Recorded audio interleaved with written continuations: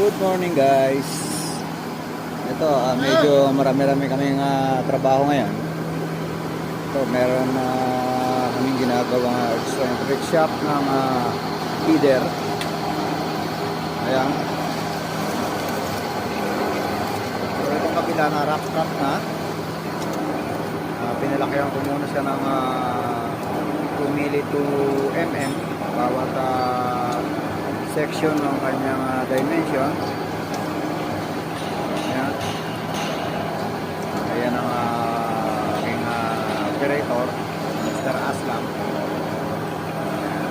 Medyo natututo na, kaya lang sa setting hindi pa siya masyado, kaya ginaidan ko pa. Kaming dalawa nag-set up. Ayan. Yung dati kasi ito, yung luma, putol. Ayan. Kaya gumawa kami ng bago. So mali ang pagkakagawa rito, hindi na ito original. Tinignan ko yung kanya eccentric, hindi parehas. Mababa rito, dito malalim. Sabi ng side na ito.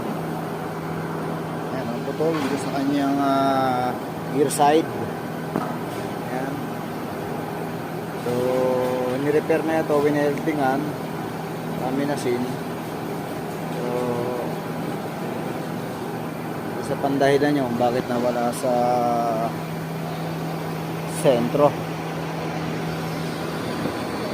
Ayan yung mga bata kong dalawa naglilinis. Ayan.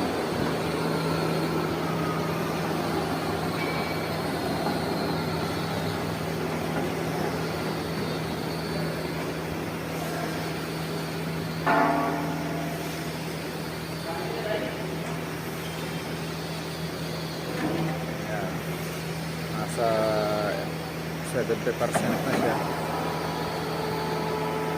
So guys, ganoon na lang at see you next time. Thank you for watching. Aslam, say bye bye, hello.